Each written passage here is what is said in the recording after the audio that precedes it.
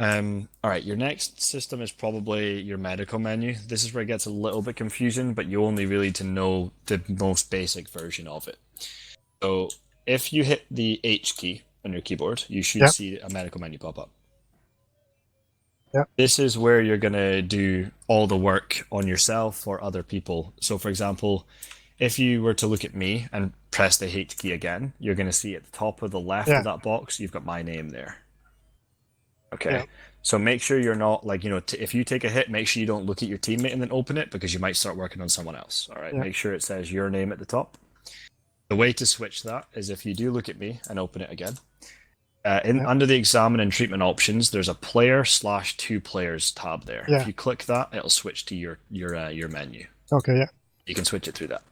Now, it's pretty straightforward in 3D, but some new guys get very confused by the menu. So all the things that you will be doing and actions on yourself are underneath the examine and treatment tabs, okay?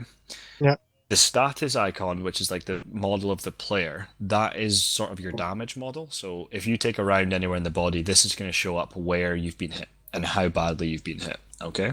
yeah, On the right side is overview. This is where it's going to tell you what kind of wound is on the body part that you're clicking. You'll see that if you click a part of the body, yeah, we'll yeah, use a test time in a second. You'll see if you click the torso at the right side, it says torso, no injuries. yeah, And then click the arm, right arm, no injuries. Yeah. So that's pretty straightforward. Now, as a rifleman, the only thing you're going to need to really know how to do is perform CPR, clear airways for a medic, and tourniquet a limb and bandage a limb. Okay, it's really straightforward medical stuff. The medics have probably 100 or 200 times more than that to remember, so yeah, we'll give you the very basics of it. So, tourniquets, if you know what tourniquets are, they're to stop blood flow to that part of the body. It only works on arms and limbs, obviously. You can't tourniquet your neck because you would strangle yourself. yeah, If you, for example, for me, if you click your right arm or any arm or leg or whatever you're yeah, doing, and basically now you've got that body part selected, the game yeah, now knows you're trying to work on that body part. You'll see that there's some white options underneath examine and treatment. Some are blacked out, some are white. Okay. yeah, The first one, triage card, ignore it. You won't need to know what the triage card is, so ignore that one. The examine patient, this is where you're going to see things like checking pulse, blood pressure, responses, that kind of stuff. So you would yeah, check what the guy's pulse is and things along that lines through this option. Now, in my opinion, the best place to check pulse is actually by using the torso. The torso is the most accurate way in this game to find the pulse of a person, okay? So if you're ever asked to find a pulse, you select the torso first and then ask for the pulse. Like go into that section, try and find the pulse, okay? yeah, Blood pressure will only work on the arms or legs, doesn't work on the yeah, chest. So just keep that in mind. Now, if, for example, you are hit and you're only hit on one part of the body, you're safest just to bandage that part and then move on. Call for the first thing you do is call for a medic. All right, if you're hit yeah, anywhere, you always call for a medic first because you can bleed very quickly. You can bleed out very quickly in this game. If it hits an artery or something, you maybe have like 10 to 30 seconds and then you might pass out. Okay, yeah, so shout a medic as soon as you're hit. But if you're hit just in one part of the body, doesn't matter anywhere, if it's just one wound on one part of the body, you can start to bandage yourself. Now, that is by clicking the part of the body you're hurt yeah, and going to the third option, which is bandages and fractures. yeah, And you'll see you have elastic bandages in there and a tourniquet. yeah, Okay. Now, elastic bandages is all you will carry. They will do a decent job at closing up wounds. It might take 1 to 3 bandages sometimes, but it will close it yeah, up. Bandages do not stay on forever. Okay, the blood can bleed through them and they'll fall off or they'll just mm, they'll reopen up. So it doesn't last forever. So if you have a wound on your arm, you'll just hit a bandage that wound up until it goes blue, and then you're good to go. You're not bleeding. All yeah, right. If you're hit on two parts of the body, now this is where it gets a little bit more tricky. If you hit two parts of the body, obviously you can't bandage both at the same time. You're going to want to tourniquet one of them off while you work on the yeah, other one, so it's not bleeding while you're bandaging the other mm, arm. Yeah. So if you do me a favor and you click part of your body there and you apply a tourniquet to yourself, just to see what happens. yeah, You'll see now you have a little blue band on your arm there. yeah, And that's the symbol you have a tourniquet on. Now, a tourniquet will stop the blood flow to that part of the body, okay? So your yeah, accuracy is going to be decreased while you have a tourniquet on. And also, you will start to receive pain after a little while. Now, in this game and in real life, the maximum amount of time you can leave a tourniquet on, really, at full tightness, is 10 minutes, because it's cutting the blood off to the body, okay? Yeah, I know. So do not leave that on any more than 10 minutes. A medic will more likely be there before you get to that 10-minute marker anyways, but it's handy to have that on there if it's going to continue to bleed. Now, let's say both your arms were hit, you would tourniquet one, you would bandage the one that's not tourniqueted, then you would return to the one that is, bandage it, remove the tourniquet, okay? Yeah. Pretty straightforward, general stuff. Yeah. And that's really all you need to know in terms of bandaging yourself and tourniqueting limbs, okay? So what we're going to do is we're going to shoot Kennedy, and we're going to just show you kind of what it looks like when they're hit, all right? Yeah. So I'll just hit you with a pistol, so it's not... Oh, I didn't knock him out. All right, so there's an example of knockouts. If the pain level from a round that hits the body is too large for the person in particular, they will go unconscious. They may wake up like he did. He got knocked out from the bullet wound. So if you press H on him, make sure his name's at the top there, you're going to see his arms red. Yeah. So if you click on it, you're going to see left arm bleeding, in pain, and in one large velocity wound. Now, velocity wounds are bullet wounds in terms of what they are. They're bullet wounds. Yeah. Your bandages might take 1 to 3 to close that up. So he only has one wound right now. And imagine he was unconscious, otherwise he'd be doing this to himself. Yeah. Let's try and get that wound bandaged up here. So let's start getting some elastics on it. Yeah. There you go. So it worked in the first bandage. Now you'll see that it's gone blue, and you have a little thing next to it saying B, which means bandaged. Now, that bandage will only last a certain amount of time, depending on if he's running, because his heart rate will be raised, so he'll be bleeding faster. Or if he's stationary, it'll take longer. Or if he's using that arm for reloading and things, it might open up quicker. But for now, he isn't bleeding, he's stabilized, okay? Yeah. And he's awake, so you don't need to worry about his heart rate or his airways, because he's awake and he's responding to you. So that's him bandaged and he's good to go. A medic will obviously have to come to him and do medical stuff like stitching that wound back up again, which is what I'm going to do now. And once the wound is stitched up, you'll see that it disappears, goes white again. Yeah. So that wound, it may still have internal wounds. Like, for example, I'm pretty sure I hit a bone there because it says he'll have a broken arm, which you won't be able to know by looking at him, but as a medic, I can tell he's got a broken arm. So you have to apply splints and things to broken arms, but don't worry about that because that's not your job anyways. Now, you'll see he's in pain. That will also be a medication that we need to give him, but don't worry about that either, because riflemen don't carry medications. Because there's all those systems of anaphylactic shocks and overdosing and all that kind of stuff, so we don't have riflemen dabble in that. Now, if I, for example, was to hit him in the arm and then also in the leg, now he's gone unconscious again, obviously because of pain, but you can see he's wounded both now. So, as I said before, what's the first thing you're going to want to do here? Apply Tourniquet on one of those. Perfect. And then bandage the other one. Perfect. Now, obviously, this is just for this section of what the stage is going to be. There's going to be a different thing that you're going to need to do eventually. But for now, tourniquet one, you bandage the other. Yeah. Bear in mind, when you go unconscious, you're not able to talk, okay? Like, not just because we don't allow you, but because TFR will stop you talking. So no one can hear you when you're down. So if you're getting hit and you're screaming, hey, I'm over here, no one can hear you, all right? You have to be lucky that they'll find you in time. Yeah, someone has to be able to find you in time before you bleed to death. So perfect. He's all closed up. You can remove that tourniquet now that he's bandaged up. Yeah, perfect procedure. Bandage one, work on the other. Take the tourniquet off once you've bandaged both. I'll stitch the wound back up so we don't have to worry about it opening back up on us. Now that's you've got the gist of it. How to bandage and tourniquet a wound. Now.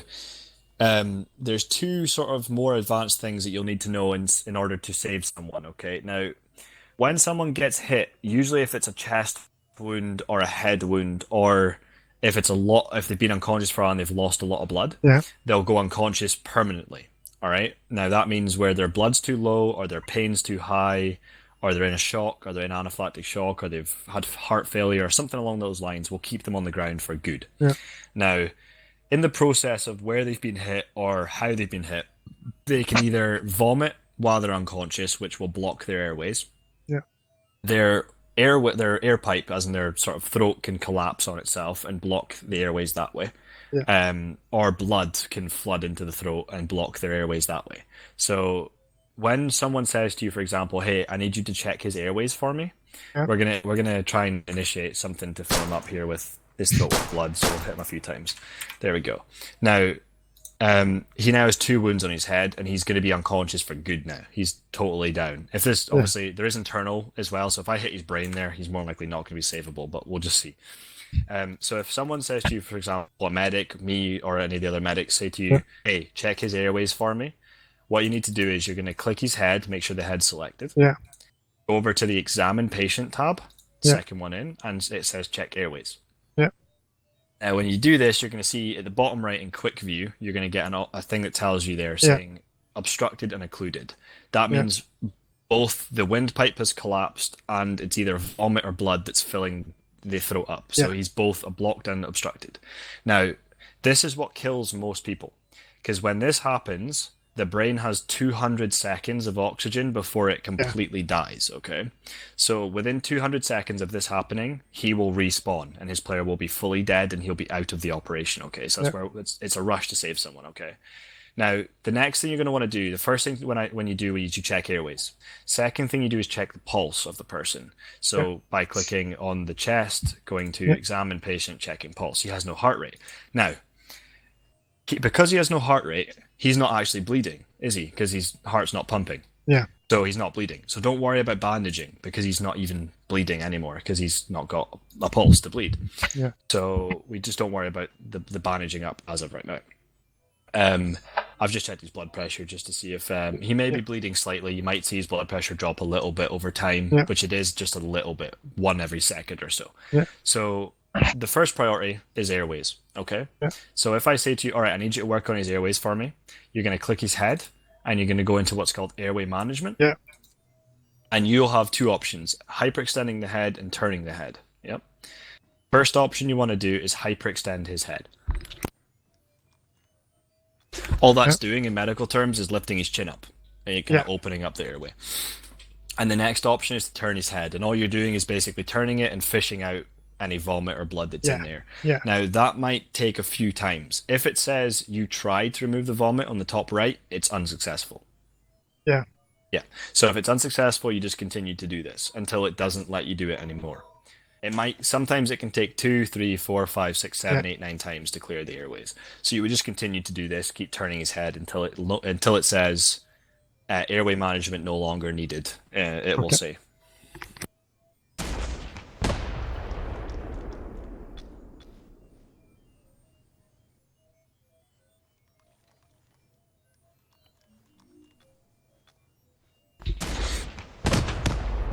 Okay, yeah.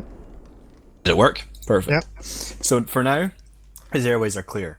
This doesn't mean they won't fill back up again, okay? So right now you've saved him and the timer has reset. So as long as his airways stay clear, you've saved the airways part, but bear in mind, they may fill back up.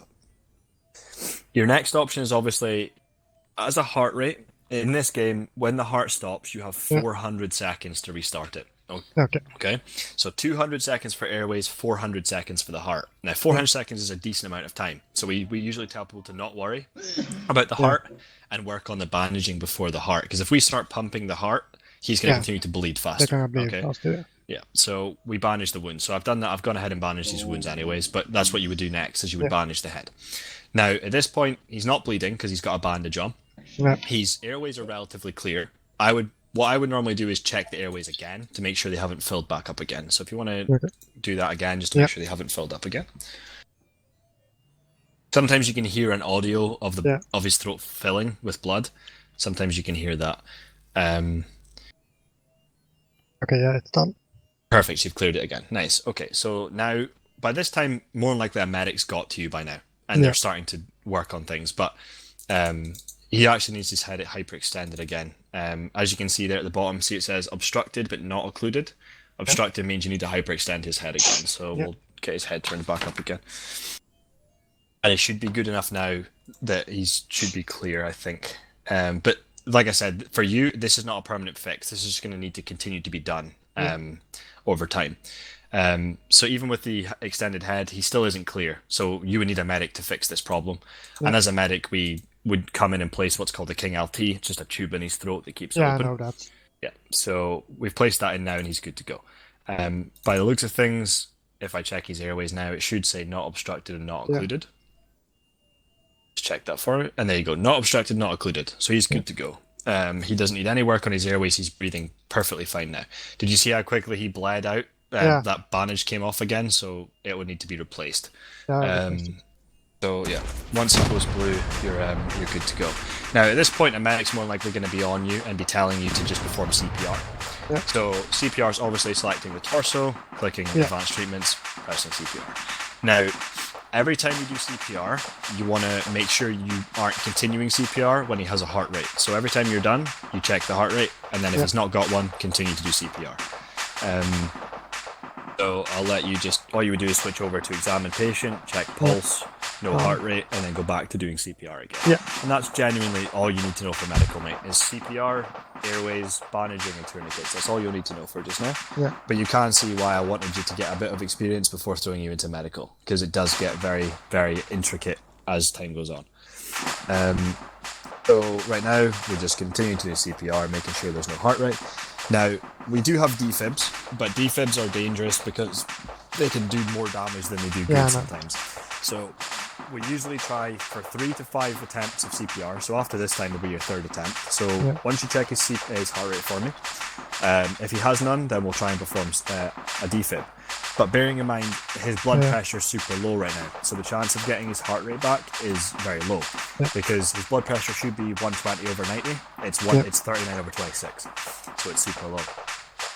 If someone asks you to check his blood type, you will click his head, go to examine patient, and click the check dog tags marker there. And you'll see a dog tag pop up on the right side of your screen, and it'll be a little letter at the bottom of these dog tags. So what's his blood type for me? 0. So okay, perfect. Oh, so we'll get some blood going into him here.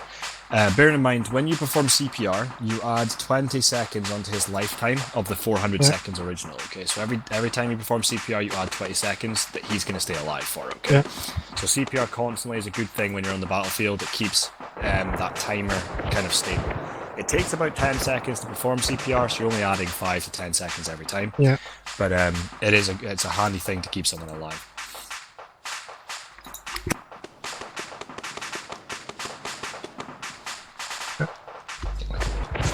So on the battlefield, all a medic can do right now is what we will do now is I will stitch up that head so it stops that bandaging reopening. Yep. And really all the medic will tell you to do is continue CPR while we wait for the blood transfusion to go in, because we kind of just have to wait for his blood pressure to rise. So we'll wait until his blood pressure is at a more stable range between 60 and 90 on the first number, and then we'll attempt a shock. Bear in mind, when the medic defibs, you're going to hear some visual audio. It's going to tell you to step back. Okay, don't be anywhere near the patient that's being defibbed, because you'll obviously be shocked also.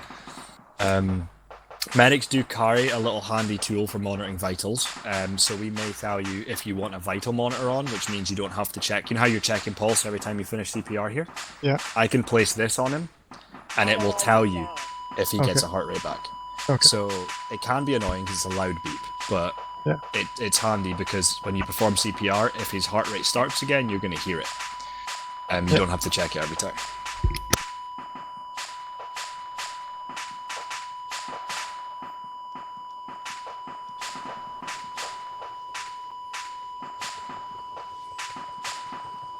So we're just going to continue doing this until the blood pressure rises a little bit. Yeah. There we go. So after you've done that one, we'll perform our first shock. You can only defib someone 2 times, 3 times absolute maximum. Okay? Yeah. So you're going to hear a little audio thing come up here in a second. Yeah.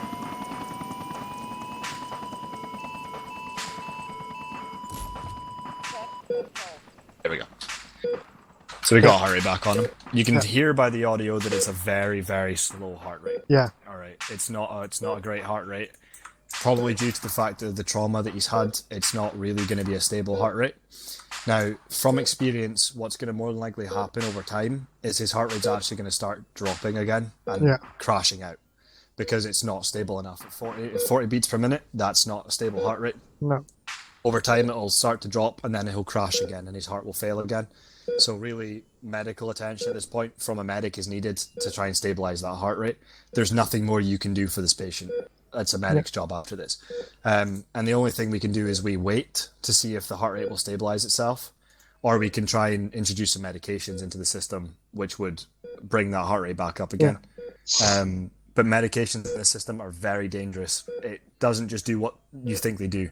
Like epinephrine doesn't just raise the heart rate; it thins the blood also. Yeah. So dangerous if you have an injured heart, thinning the blood can also be a bad thing. So it's only used really with a medic's permission. See, it is working. His heart rate's rising, but you might find that if we waited 5 or 10 minutes, there's a good chance that heart rate might go 50, 60, 50, 40, 32, 10 and out. It might crash out completely. So at this point, he's kind of stabilized a little bit.